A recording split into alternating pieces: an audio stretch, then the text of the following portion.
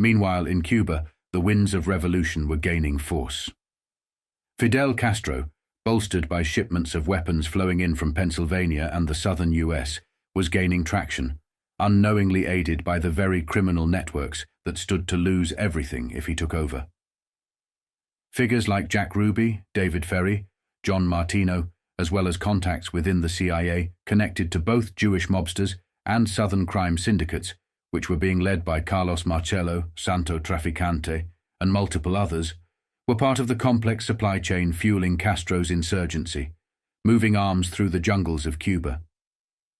But with every step forward, they were unwittingly laying the groundwork for their own destruction, a fact that didn't go unnoticed by President Batista. The extent of Lansky's role in the Castro weapons smuggling affair remains a matter of speculation. Many believe that it was Santo Trafficante who threw his weight behind Castro, betting on a shift in power that would topple Batista, sever Lansky's influence, and bring Castro into Trafficante's own orbit. As the 1960s approached, Trafficante, eager to surpass his father's achievements and forge his own legacy, aimed to turn Cuba into his own stronghold. After inheriting the empire in 1954, Trafficante Jr. had carefully expanded his reach with a few casinos and bolstered his real estate investments. But he was always overshadowed by the rapid growth of New York's powerhouse mobsters. Cuba was his chance, a territory where he could reign unchallenged, just as in his father's early days. So, Trafficante took a chance on Castro, hoping for a cooperative ally. His decision was a gamble few others dared to take, especially as Castro's revolutionary fervor grew dangerous. When others fled Havana, abandoning their lavish casinos and swank nightclubs, Trafficante stayed put, convinced that Castro would honor the loyalty he'd shown him. This calculated risk signaled something extraordinary, an alliance, however tenuous, with Castro that defied the other mobsters' instincts to retreat. But this alliance, like so many in the underworld, was a fragile one. For Meyer Lansky, who had poured his life into the Havana empire, the financial devastation was the bitterest pill. To Lansky, every dollar lost was a betrayal. Every casino shuttered was a slap in the face. But for Trafficante, the true sting was betrayal itself. In his eyes, he'd put his faith in Castro, a calculated trust that he felt was mutual. Instead, that trust was shattered, leaving a bitter resentment that would haunt him long after his empire was gone. For Batista, Castro's growing influence was an unbearable itch he couldn't scratch. His frustration was palpable, as his once steady composure unraveled into nervous eating, an endless cycle of self-pity, and an inability to focus. He couldn't reconcile the unrest brewing in what he saw as a golden era for Cuba's economy.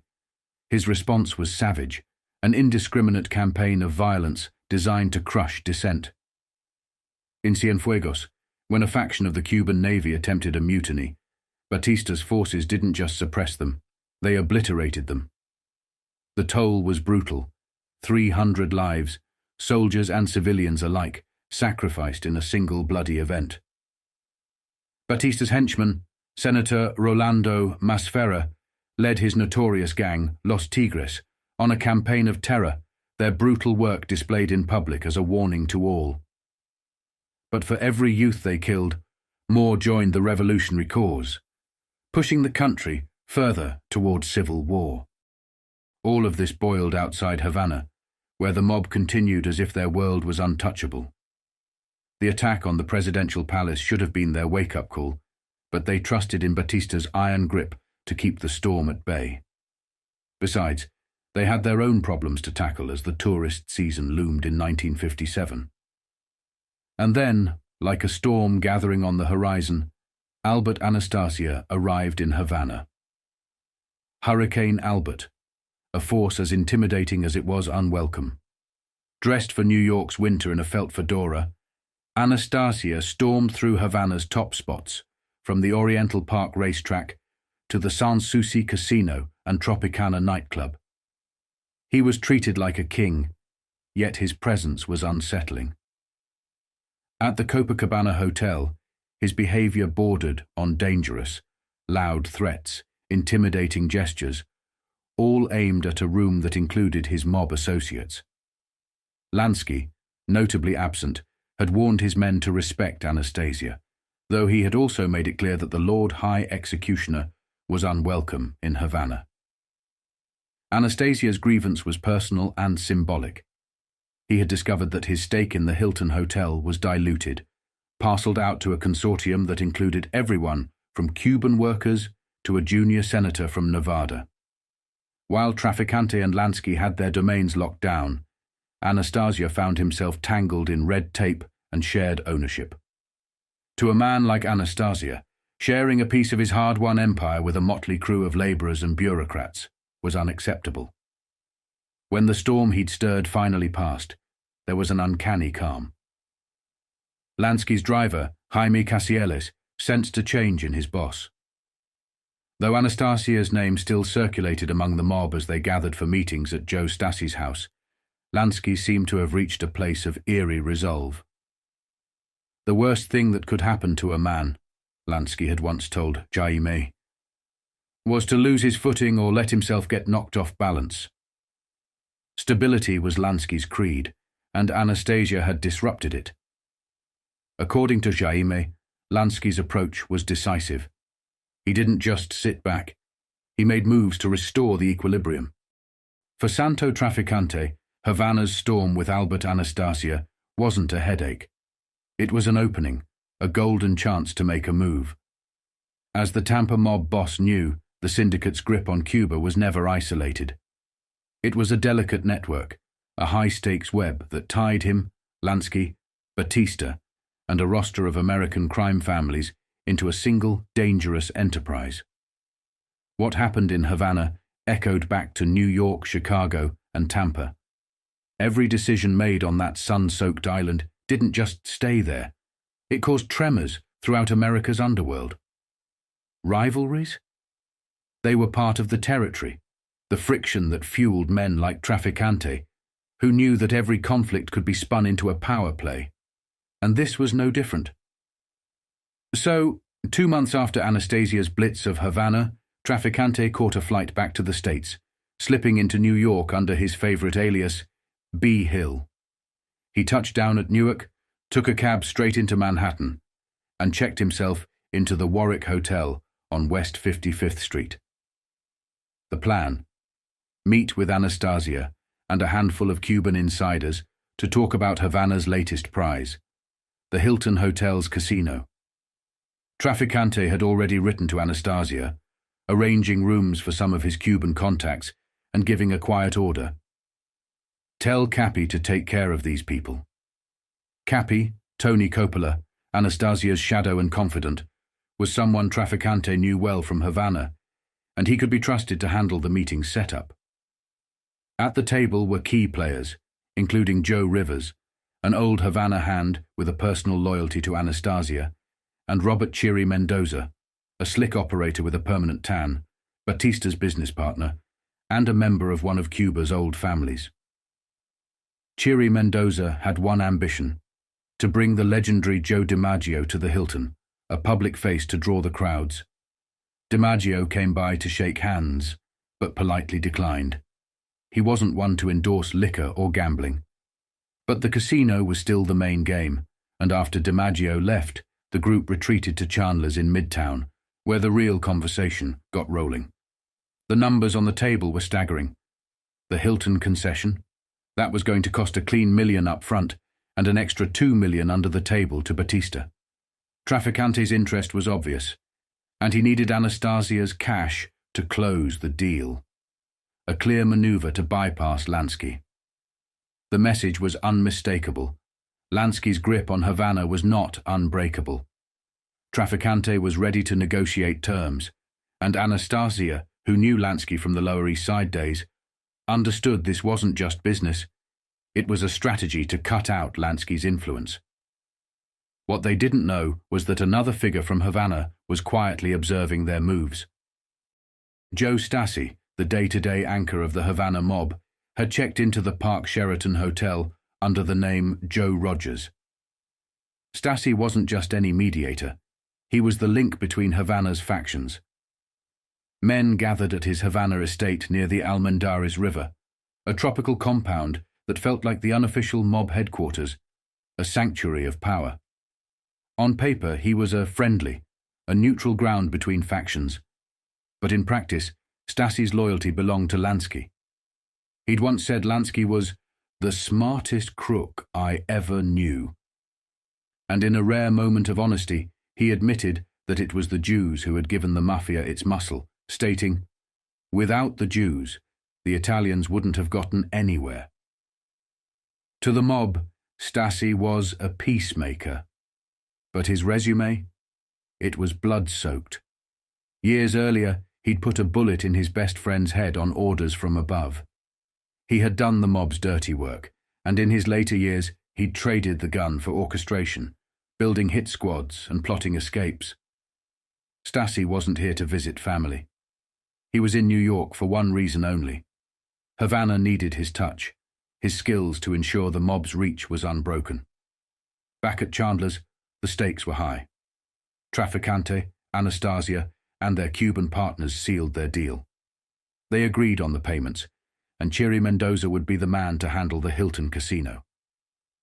There was a sense of triumph as they shook hands and said their goodbyes, unaware that every move they made was setting off a countdown, ticking toward a future that none of them could control.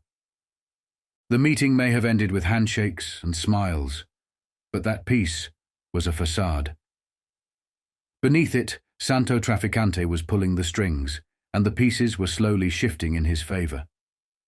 With his long-standing relationship with Carlo Gambino, a figure he both respected and admired, Trafficante understood exactly where the tides were turning. He knew that both Gambino and Anastasia were getting older, two men of the same generation, both seasoned survivors. And yet, Trafficante sensed that one of them was pushing the boundaries too far. Anastasia's heavy-handed moves rattled the underworld's carefully balanced structure, challenging Trafficante's and Lansky's territories in ways that couldn't go unanswered.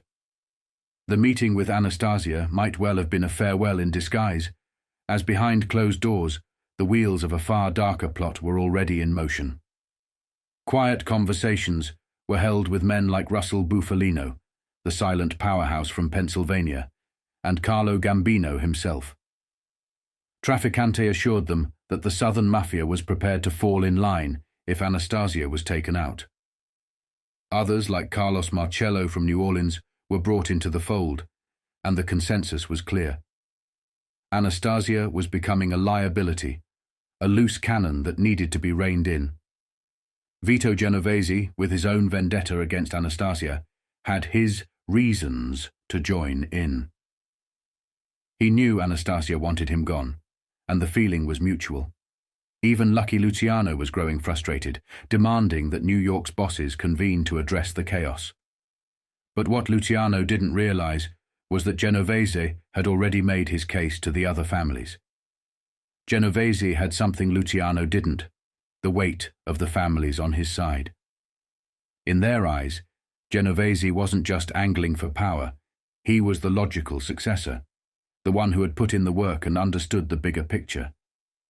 The issue was personal for Luciano, but for the others, it was about stability and order. The signs were there. With Scalise's sudden, violent death, the underworld was shifting, and Genovese was positioning himself as the man to lead. For Albert Anastasia, the paranoia was real. He abandoned his Brooklyn home, retreating to a fortified mansion in Fort Lee, New Jersey, where he surrounded himself with high iron gates, vicious Dobermans, and a staff of men who knew their job was to protect him at any cost. Yet, despite the iron bars and guard dogs, he couldn't escape the signs. When his underboss, Frank Scalise, was shot down in cold blood while shopping for fruit in the Bronx, Anastasia knew the storm was coming. Scalise's murder was no coincidence. It was a signal. In the Mafia, taking out a boss's closest man was a clear warning, a shot across the bow that the boss himself was next. Anastasia's world was closing in, and he knew it. The conspiracy against Anastasia had been simmering for years. The attack on Frank Costello, the ambitious deals he pushed at the Havana conference, and his attempts to control New York's waterfront, all of it had fanned the flames. Genovese had moved meticulously, working from the shadows and targeting Anastasia's allies first. Joe Adonis was deported, Scalise was murdered, and in their place rose Carlo Gambino, a man with ambition to spare. At 55, Gambino was poised for a greater role, and Genovese knew it. Over years of quiet meetings, he had planted the seeds in Gambino's mind, subtly persuading him that Anastasia's removal was the only path to power. Genovese even crafted a list of grievances against Anastasia to sway the commission. He catalogued Anastasia's impulsive crimes, the killing of Arnold Schuster, the unauthorized selling of Cosa Nostra memberships, his encroachment into others' territories, and his vow to avenge Scalise. It was a calculated, damning argument, and for Gambino it made sense. But he wasn't one to get his hands dirty. Gambino approached his longtime associate Joe Profaci, the boss of a smaller Brooklyn family who despised Anastasia. Profaci accepted, passing the contract down to 3 of his most ruthless men, the Gallo brothers, known for their wild tempers and fearless attitude. As the pieces fell into place, the underworld's most infamous hit was about to be set in motion, and the execution would shake the Mafia to its core. On the morning of October 25, 1957, Albert Anastasia walked through the electrified gates of his Fort Lee mansion, unaware he was stepping into history. By midday, the Park Sheraton Hotel's barbershop on West 55th Street had become a grim theater of fate. Anastasia, a towering figure who once commanded fear across New York, lowered himself into the barber's chair with an air of routine. "Haircut," he said, his voice steady, as barber Joseph Bocchino set to work. The shop was quiet, the hum of clippers and the faint scent of hair tonic the only signs of life. It should have been just another day. Then the door burst open. 2 masked men strode in, their pistols catching the light, and the air thickened with menace. "Keep your mouth shut if you don't want your head blown off," one of them barked. Anastasia, caught off guard, had barely a moment to react before the gunfire started. He leapt from the chair as bullets ripped through the air, shattering mirrors and bottles of tonic. Desperation guided his movements, but the barber's chair offered no escape. 10 shots were fired, 5 found their target. Anastasia, once a colossus of the underworld, collapsed to the floor in a pool of shattered glass and crimson. The killers vanished as quickly as they arrived, slipping into the shadows and disappearing into the BMT subway on 55th Street. Word of the assassination raced through the underworld like wildfire, and fingers began pointing almost immediately. Luciano, across the Atlantic, got the first whispers that Joe Gallo, the wild-eyed hood from Brooklyn, might have been involved. Gallo's allegiance at the time was with the likes of Carlo Gambino, Joe Profaci, and Joe Biondo, a triumvirate with shifting loyalties and hidden agendas. Biondo notably had once been tied to Luciano himself, but had since thrown in his lot with Vito Genovese, Anastasia's most cunning enemy. 15 years later, Gallo would meet a similarly violent end in a Little Italy restaurant, his death forever immortalized in The Irishman. The cycle of betrayal and revenge was as relentless as the underworld's hunger for power. Anastasia's assassination sent shockwaves through the Mafia's intricate web. It wasn't just the loss of a boss, it was a seismic shift in the power structure. Across the Atlantic in Naples, Lucky Luciano received the news during a meeting with Inspector Andrea Speziale of the Guardia di Finanza. The inspector, polite but direct, dropped the bombshell. "The gangster I have in mind was a friend of yours, named Albert Anastasia." Luciano, blindsided, played it cool, denying any knowledge. But, inside, he was reeling. He had warned Anastasia to be careful, to avoid closed spaces like barbershops where escape was impossible. How could he have been so stupid, Luciano thought. the timing, the location. It all stank of Genovese's handiwork. Back in New York, the streets buzzed with tension. Anastasia's death, coupled with the Mangano brothers' disappearance and Frank Scalise's brutal murder, signaled that a storm was brewing. Carlo Gambino, who had quietly risen to power as Anastasia's underboss, was poised to fill the void. Meanwhile, Genovese was tightening his grip, calling in allies like Russell Bufalino, and forging uneasy alliances with the Southern Mafia, the Detroit Partnership, and Chicago Outfit, and many others. Messages flew across the Atlantic between Luciano and his old allies, cryptic and laced with menace, hinting at a meeting that could change the game. Genovese, emboldened by Anastasia's death, was playing for the highest stakes. Vito summoned members of the Genovese and Luciano families for a grand assembly, a gathering meant to solidify his place at the top. But his move wasn't just about power, it was theatre. Genovese wanted to be crowned Capo di Tutti Capi, a title that would cement his legacy as the king of the underworld. Luciano, watching from afar, seethed at the audacity. "He's trying to play Messiah," he fumed, mocking Genovese's hunger for grand displays and public shows of dominance. In a world where power was built on whispers and shadows, Genovese's boldness was both his greatest asset and his fatal flaw. He was gathering his pieces on the chessboard, but every move he made echoed through the corridors of organized crime.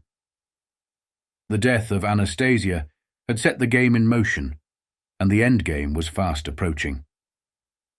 In the hushed stillness before Genovese's infamous meeting, emissaries slipped through the shadowed alleys of Naples, seeking guidance from the enigmatic Luciano.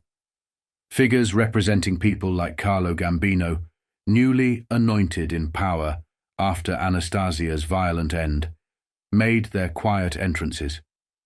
Russell Bufalino, who sent men like Red Levine.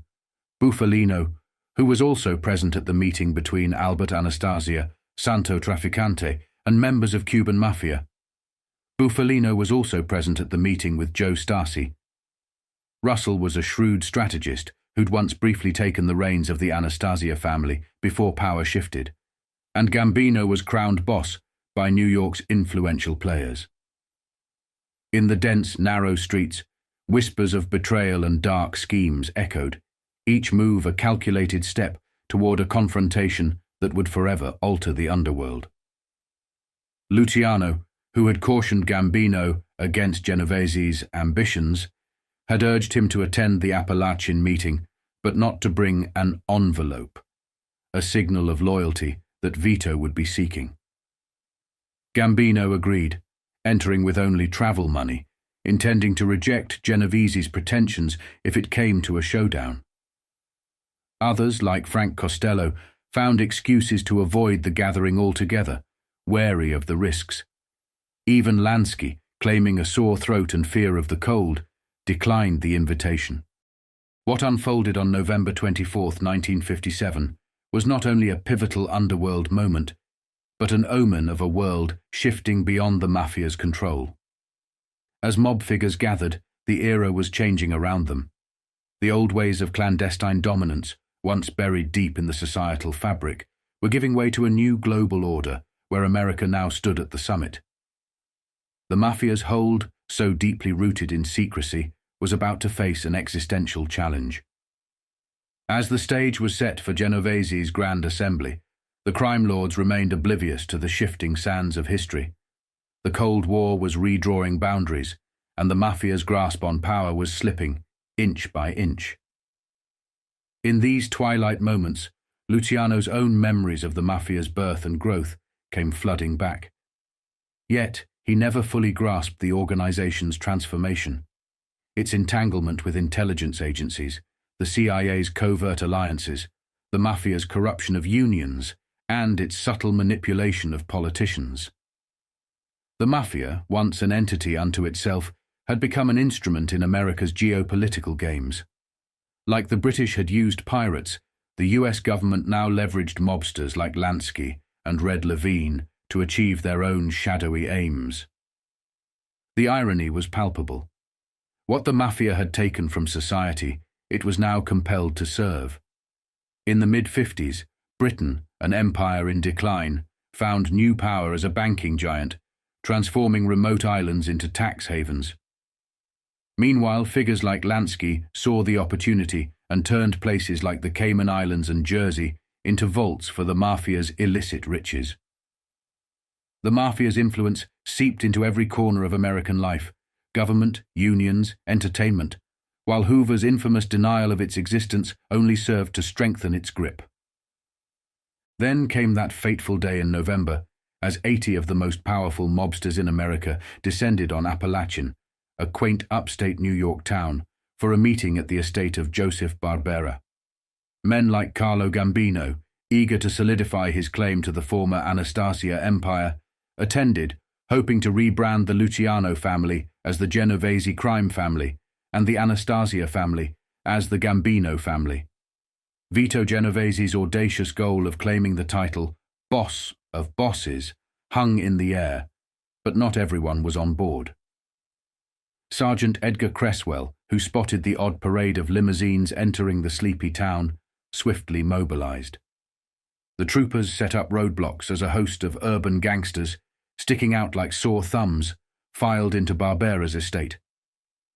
Russell Bufalino, the meeting's mastermind, and Vito Genovese, the would-be kingpin, soon found themselves caught in the snare, and pandemonium erupted.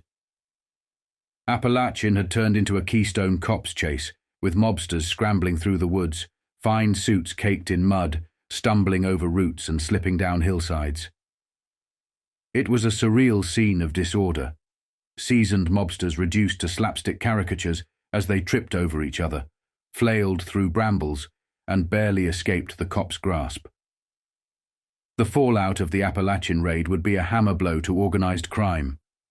Major players like Sam Giancana, Joe Marcello, and Joe Civello managed to escape capture, but others were rounded up, dragged into hearings, and forced to face the blinding light of public scrutiny. Not since the Kefauver hearings had the Mafia faced exposure like this, and it was no secret who bore the blame. Vito Genovese had orchestrated the fiasco, his unchecked ambition spotlighting the underworld for all to see. It was in the quiet hills of Appalachian, New York, on a crisp November afternoon in 1957. The Mafia's cloak of secrecy was ripped to shreds, and Meyer Lansky's life would forever change. What was supposed to be a discreet gathering of America's most powerful gangsters turned into one of the greatest blunders in mob history. 65 men, ranging from aging dons to ambitious young lieutenants, were rounded up by state police in what the press gleefully dubbed a gangland convention. Their excuses were laughable, their plans left in disarray, and their empires exposed for the world to see. The setting was the sprawling $100,000 stone mansion of Joseph Barbera, a local beverage distributor with a shadowy past. On the surface, it looked like a quiet afternoon barbecue. In reality, it was a meeting that would change organized crime forever. The men who gathered that day weren't just criminals. They were the architects of America's underworld. We were just visiting a sick friend. When state troopers, led by Sergeant Edgar Croswell, surrounded the estate, the mobsters scattered like roaches caught in the light. Some bolted for the woods, others tried to flee in their luxury cars, and a few simply stayed put, resigned to their fate. The troopers, along with U.S. Treasury agents, rounded them up and began asking questions. The excuse. They were all just there to visit Barbera, who claimed to be recovering from a series of heart attacks. The story was as flimsy as the alibis they gave. Among those arrested was the infamous Vito Genovese, a man so powerful that Thomas E. Dewey once called him the king of the rackets. Alongside him were mob legends like Russell Bufalino, Santo Trafficante Jr., Joseph Bonanno, and Carlo Gambino. These were names that carried weight, men who controlled the flow of drugs, gambling, and money across the nation. Yet there they were, caught like common criminals. The full list of attendees read like a roll call of America's criminal elite. Anthony Guaricri, who was 47, Endwell, operates a dress factory. Patsy Turigiano, who was 51, Endicott, a grocery clerk with a conviction for running an illegal, still in 1950. Ignatius Canone, who was 32, Endwell, restaurant owner. Bartolo Guccia, who was 66, Endicott, small fish store operator. Joseph Barbera Jr., who was 21, Appalachian, son of the host. Emmanuel Ziccardi, 57, Endicott, shoe worker. Simone Scozzari, who was 57, San Gabriel, California, an alien who listed his home as Palermo, Sicily. Frank Zito, who was 64, Springfield, Illinois. Costenze Valenti, who was 31, Rochester, wholesale, produce businessman. Frank Valenti, 46, Rochester, brother of Costenze P. Valenti and his partner in produce. Louis Larasso, who was 31, Linden, New Jersey, construction foreman. Carmine Lombardizzi, 44, Brooklyn, trading corporation executive. Frank Maggiore, who was 47, Elizabeth, New Jersey, construction worker. Michelle Miranda, aka Mike Miranda, who was 61, Forest Hills, Long Island, auto salesman. James Ostico, who was 44, Pittston, Pennsylvania, transportation manager. Joseph Civello, who was 55, Dallas, Texas, importer of food and liquor.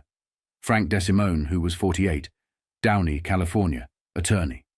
Joseph Bonanno, who was 52, Brooklyn, retired.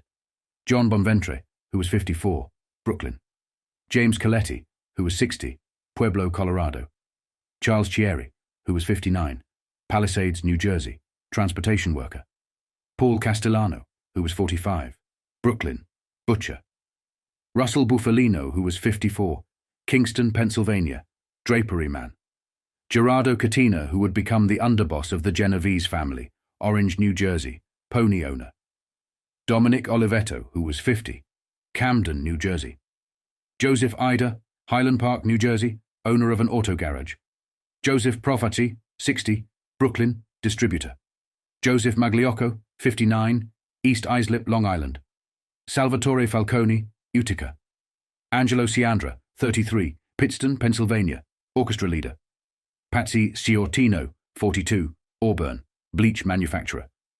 Rosario Mancuso, 50, Utica, concrete business owner. Sam Monachino, 63, Auburn, beer distributor. Patsy Monachino, who was 50, Auburn, owner of a beverage company. Salvatore Tonabe, who was 61, New York City, beer salesman. Joseph Rosato, who was 53, Union City. Luis Santo, aka Santo Trafficante Jr., who was 42, Havana, Cuba, manager of the San Souci nightclub. Anthony Reala, who was 61, West Orange, New Jersey, motel owner. John Scalish, 45, Cleveland, cigarette distributor. John DeMarco, who was 54, Shaker Heights, Ohio, real estate businessman. Frank Cucchiara, who was 62, Boston, Massachusetts, cheese manufacturer. Natale Ivola, who was 50, Brooklyn, garment delivery businessman. Joseph Falcone, 55, Utica, liquor store owner. Carlo Gambino, 55, Brooklyn, labor relations executive. Michael Genovese, who was 38, Gibsonia, Pennsylvania, car wash operator. Gabriel Kelly Manarino, 42, New Kensington, Pennsylvania, junkyard owner. Vincent Rao, who was 59, Yonkers, real estate mogul. Armand Rava, 46, Brooklyn, restaurant owner. Joseph Riccobono, who was 53, Staten Island. Joseph Barbera Sr., who was 51, Brooklyn, the host himself, and Vito Genovese, the infamous kingpin of New Jersey. For Luciano, watching from Italy, this was nothing less than a nightmare come to life. Reflecting on the catastrophe, Luciano raged at Vito's incompetence. What did Vito think would happen? He fumed, imagining the mobsters in Cadillacs parading down rural roads like they were in a damned procession. The empire he'd built from the ground up had, in one careless moment, been reduced to a circus by what he called Genovese's pig-headed arrogance. Alone in Naples, He felt the weight of his life's work collapsing, symbolized in the physical act of vomiting up his dinner, a purge of years of ambition and bitterness. Meanwhile, Luciano faced personal turmoil. Igea, the love of his life, was battling ominous health issues. Small lumps in her breast signaled an uncertain future. She feared the scars that surgery might leave, worried it would mar the body she had so freely and lovingly shared with Luciano over the years. The doctor urged action, but Luciano knew it would take more than persuasion to convince Igea. For him, her pain was another cruel twist in a life already filled with loss and betrayal. Back in America, the 1957 Appalachian fiasco set the stage for seismic shifts. Figures like Joseph P. Kennedy recognized the opportunity and maneuvered his sons, John and Robert, into positions of prominence on the committee investigating organized crime. It was a move reminiscent of FDR's gambit against Luciano years before, using public power to confront the Mafia and ultimately propel himself to the White House. The Kennedys, like Roosevelt, would rise on the promise of breaking the Mafia's grip. But this time, the stakes were higher. The Mafia was no longer a mere domestic force. It was now an international network, intertwined with intelligence agencies and political elites across the globe. For Vito Genovese, the humiliation was profound. He had stayed hidden in the shadows for years, a quiet force as others, like Luciano and Costello, took the public spotlight. Now his image was plastered across newspapers, exposed to a level of scrutiny he had long avoided. Worse still, his own allies looked upon him with thinly veiled contempt, knowing his ambition had cost them all. If anything, the disgrace was as damaging to his pride as it was to his reputation. And Luciano, still exiled, could only watch as the empire he built fell apart in the hands of men he considered greedy and short-sighted. In his view, Genovese's mistakes had undone years of work, leaving the Mafia vulnerable and its leaders divided.